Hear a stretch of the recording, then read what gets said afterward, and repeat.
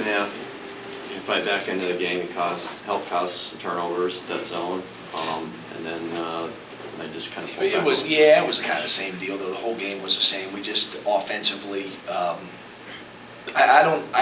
it's hard to say if we played tight or if we just had a really bad shooting day. But we didn't. We were out of sync. We were really out of sync, and they just pack it in.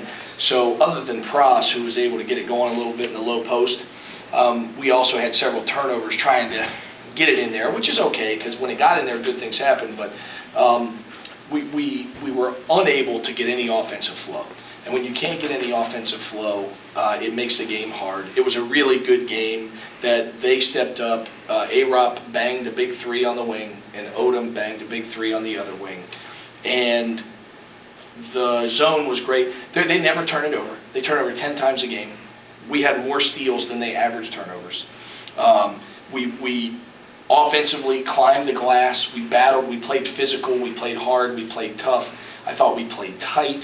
And we had, our perimeter guys just couldn't get it going in any facet, really, of the game. And that was the difference. I thought it was a tale of a team that looked really savvy, veteran, that had been in a bunch of big games. Odom just controlled the whole game and wasn't going to let them lose. Give him credit for that. And at the other end, we just couldn't get anybody really cooking offensively. Other than, like I already said, Pross had a good game. You're not going to win with one guy going good offensively.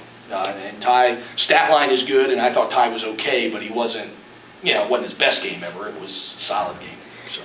Coach, I asked Ty about it. Obviously, the free throw stat you can't be happy about. No, we're usually a good free throw team. Yeah, we've been decent. We were awful at the foul line, and that really hurt because in the first half, we really, we go into halftime down 7, but you're 1 for 5, which is really 1 for 6 because we missed the front end of a 1-and-1.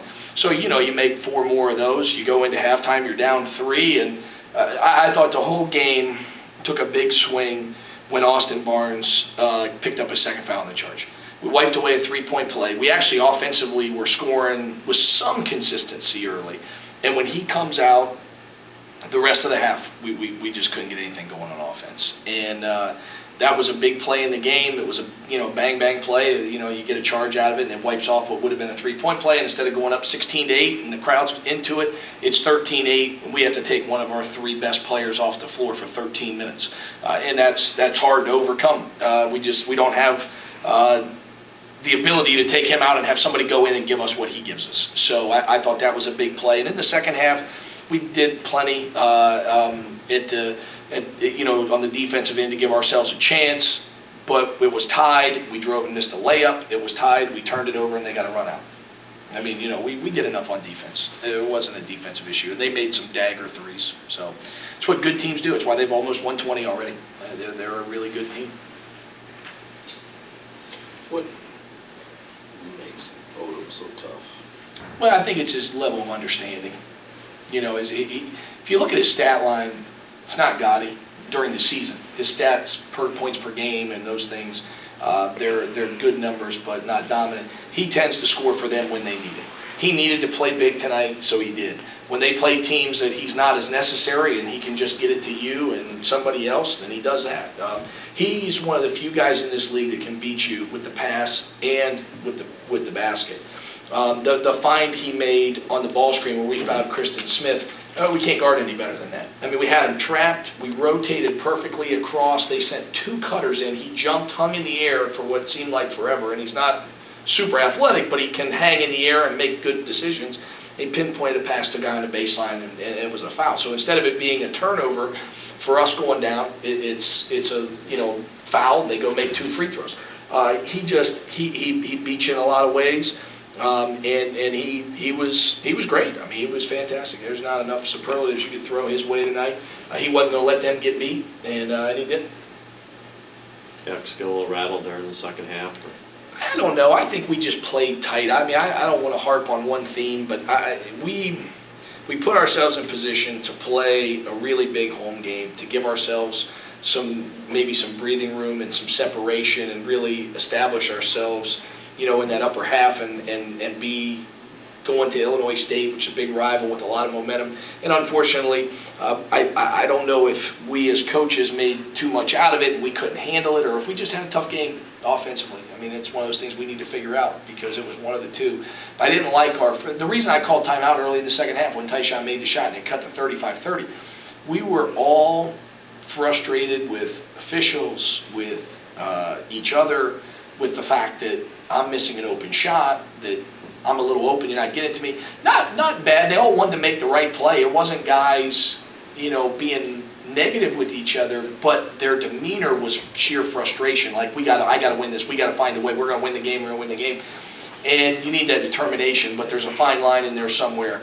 And on that spectrum of determination and frustration, we just couldn't quite get ourselves, in the right way. That all being said, it's tied, and we have a layup to take the lead with 6 minutes to go when Walt drove it, and it didn't drop for us. So, not saying we would have won if it did, but you get a little better momentum with the lead. We just couldn't ever get the lead and feel like we were dealing the cards. We just were constantly just barely behind, 1-2 possessions the whole time.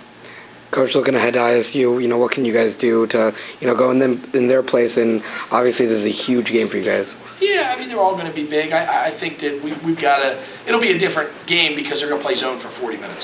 And so there'll be different things. And we've been good against zone the last several times we've seen it, so hopefully that'll be the same story over there.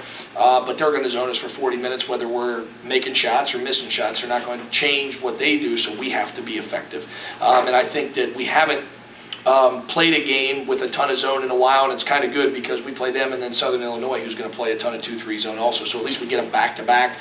So we'll just focus on zone offense over the next couple days, and hopefully we can get some guys back in a good mindset offensively, because you can't let one game of frustration offensively bother you. Coming into the game today, we were second in the league in defense, and they're barely behind us in third. So we knew it was going to be a defensive struggle. They just, A-Rop and Odom's threes, those 2 threes were the difference in the game. That's what broke it open. If we could have made the 2 threes on the other end, it would have flipped the other way, but it didn't. So we can't make too much out of it. They weren't carving us up the entire day. I mean, they had their issues with 18 turnovers, so we can't solve. We just gotta keep going. Anything else?